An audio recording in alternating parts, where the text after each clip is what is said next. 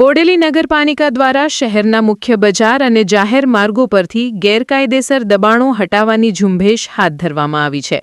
Footpath અને રસ્તાઓ પર અવરોધરૂપ બનતા બોર્ડ, લારીઓ અને શેડ દૂર કરી ટ્રાફિક સમસ્યા હળવી કરવા કડક કાર્યવાહી કરાઈ હતી.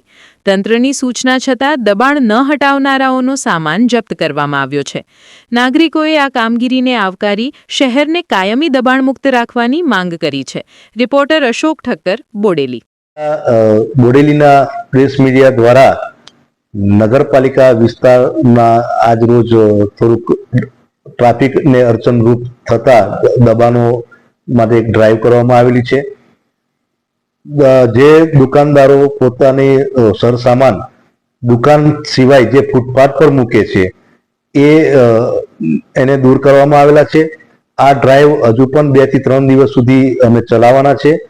અને મારા જે દુકાનદારો છે એને મારી એક અપીલ છે કે પોતાનો સરસામાન ફૂટપાથ પર ન મૂકતા પોતાની દુકાનમાં રાખે, જેનાથી એમનો પોતાનો ધંધો પણ સારો ચાલશે, લોકોને અવર જવર માટે જે તકલીફ પડે છે, જે મુશ્કેલી પડે છે એ પણ ન પડે.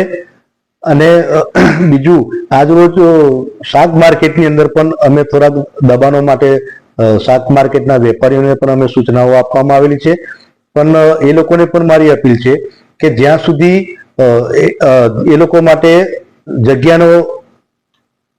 નહીં કરવામાં આવે, મારી ઈચ્છા છે કે એ લોકો માટે થોડુંક કોઈક એવી જગ્યા અમે પસંદ કરીશું કે જ્યાં એમનું પોતાનું શાક માર્કેટ ઊભું અમે કરી શકીએ, જેનાથી એ લોકોને પોતાનો વ્યવસાય, પોતાનો ધંધો સારી રીતે કરી શકે.